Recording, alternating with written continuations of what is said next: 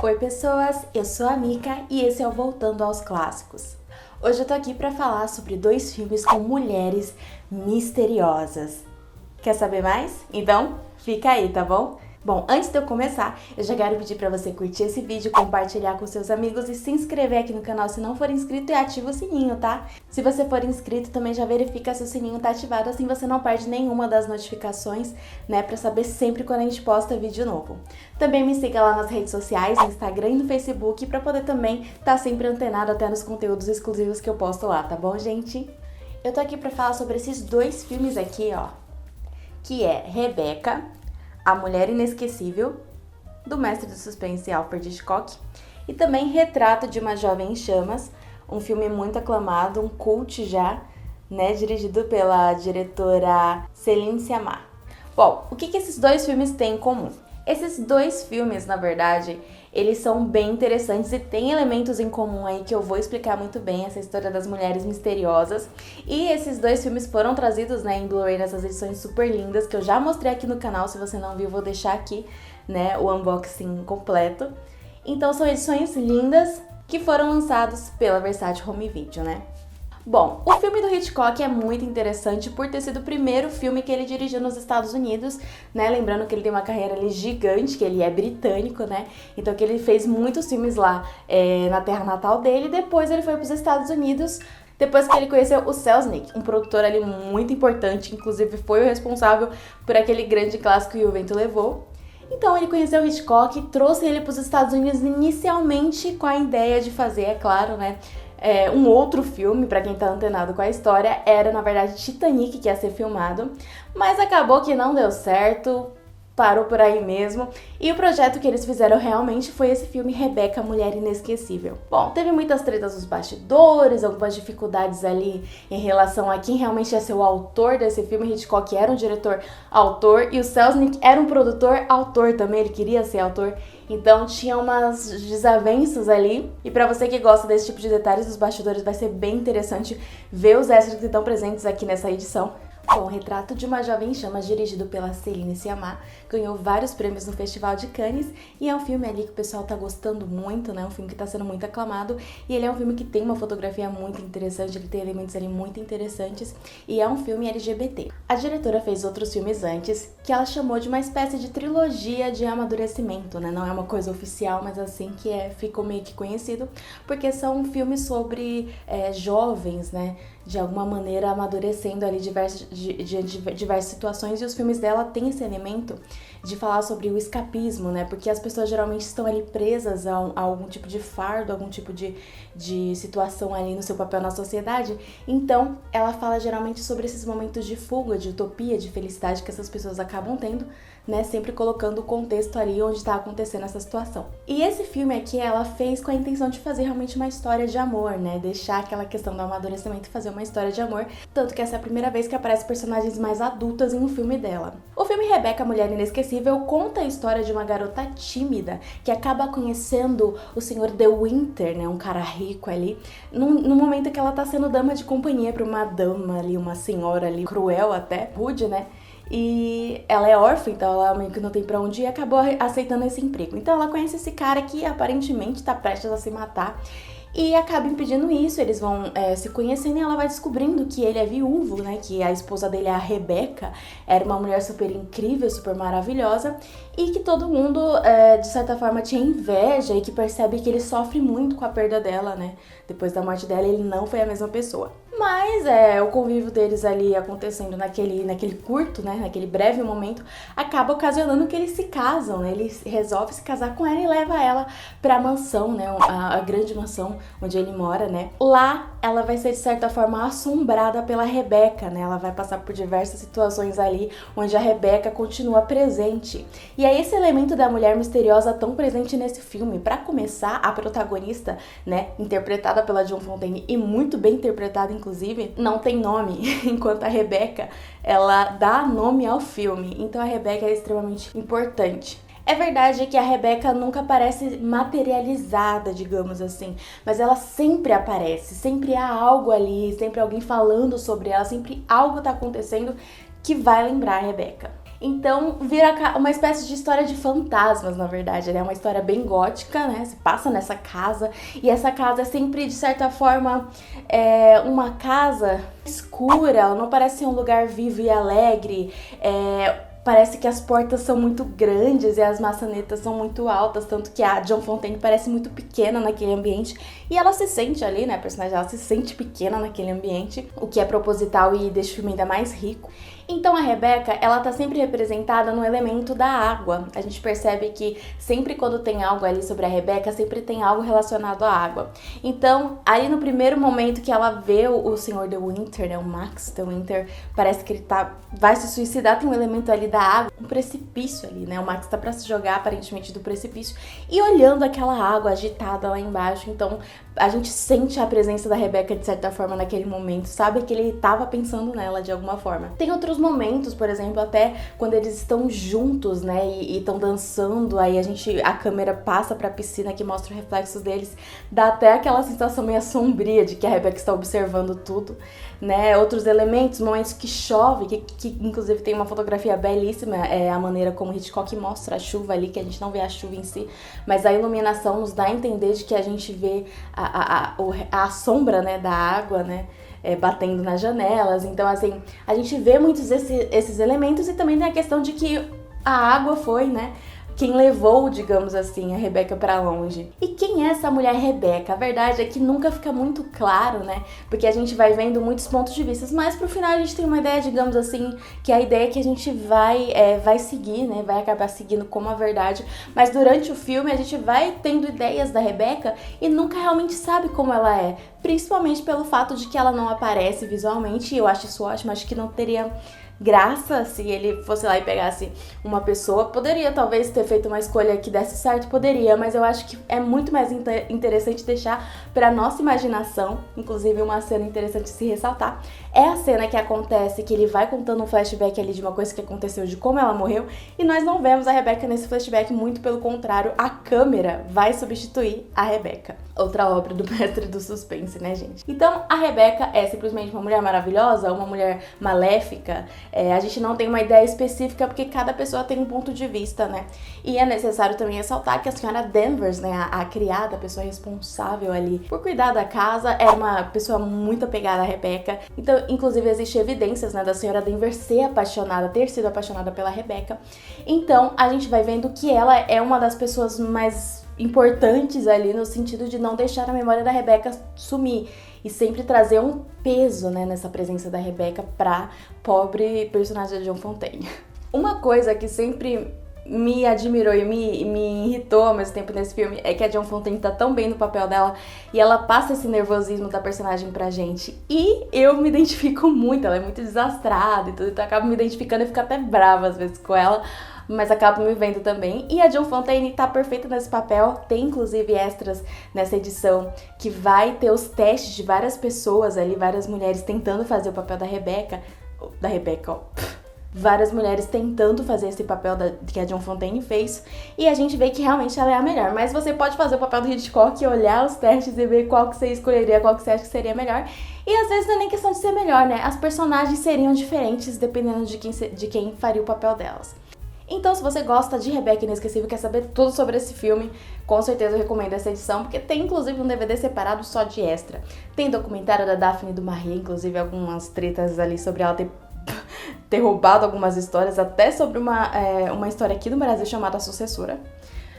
E entrevista com Alfred Hitchcock, com a John Fontaine, tem muita coisa boa por aí. Então, na verdade, esse filme, ele parece dois filmes.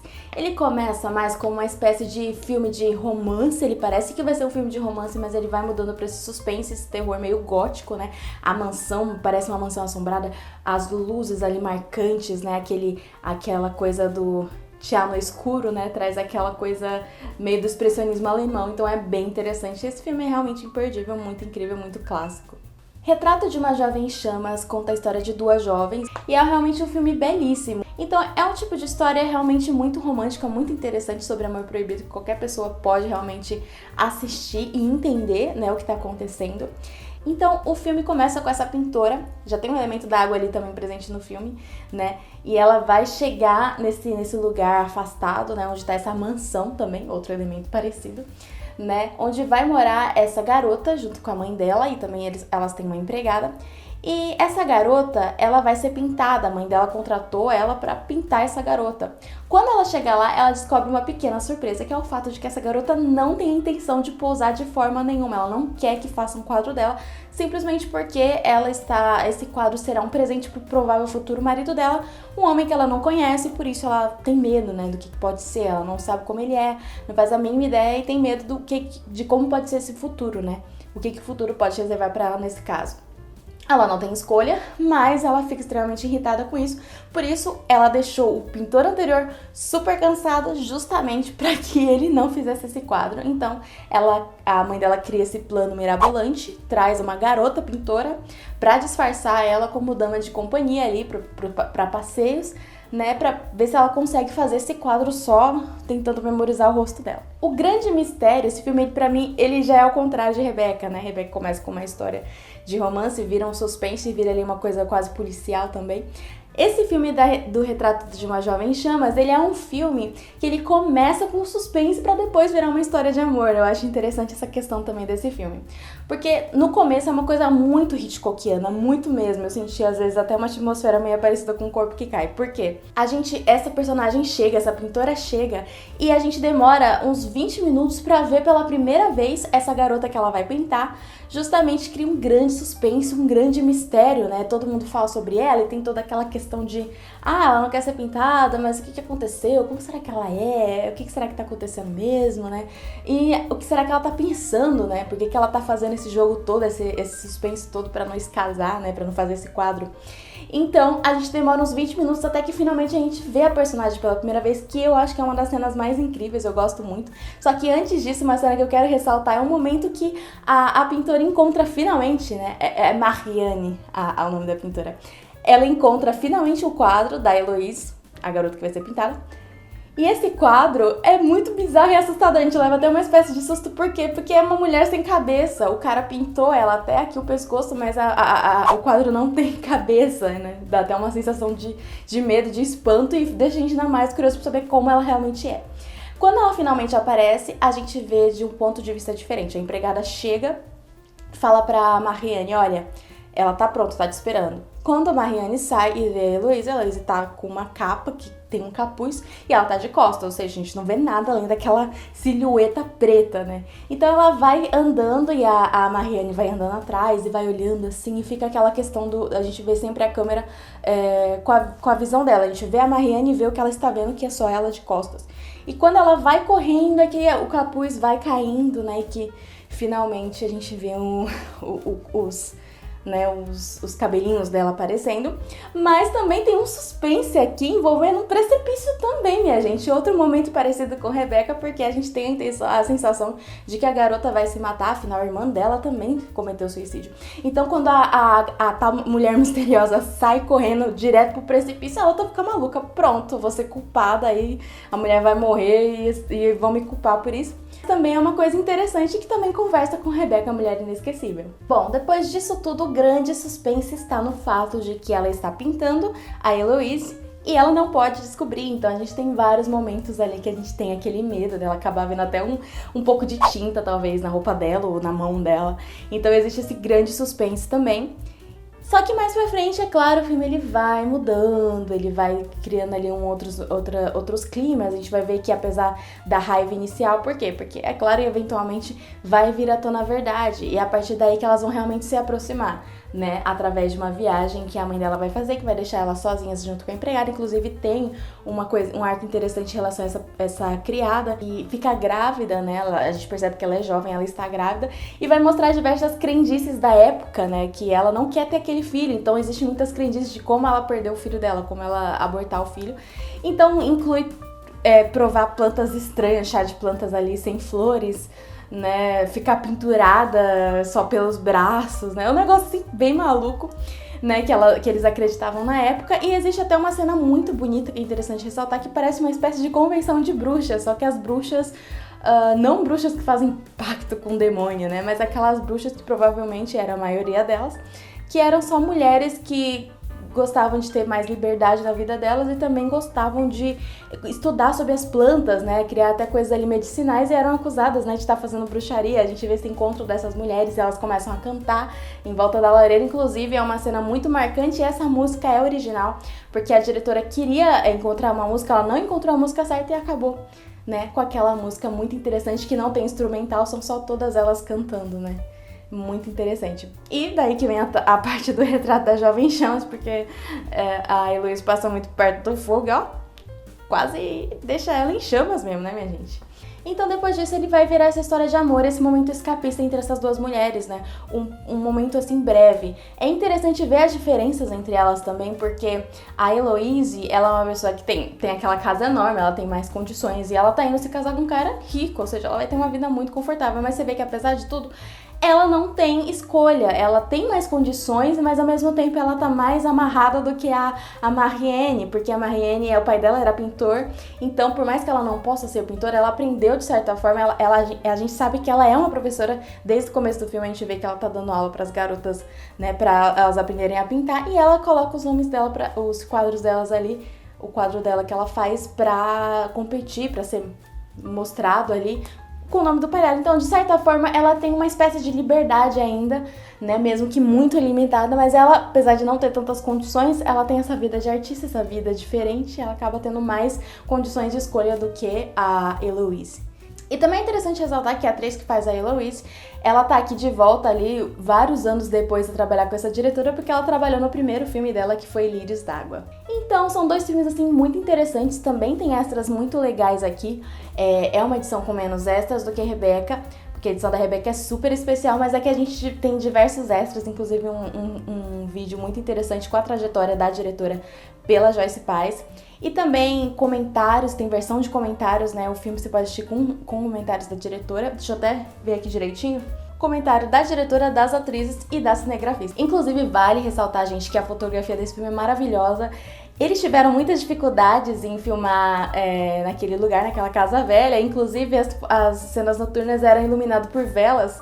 E sempre você vai ouvir, se você prestar atenção, um barulho de vela no fundo. Eu acho que isso só torna o filme mais interessante. Tem a entrevista com a pintora, inclusive, quando a gente vê na tela os quadros sendo pintados em tempo real e feito por essa pintora e não pela Marianne, de verdade, a atriz que faz a Marianne, mas pela pintora, e a gente tem as sequências de todas as pinturas. A gente vê ela pintando em todos os detalhes cada quadro que aparece no filme.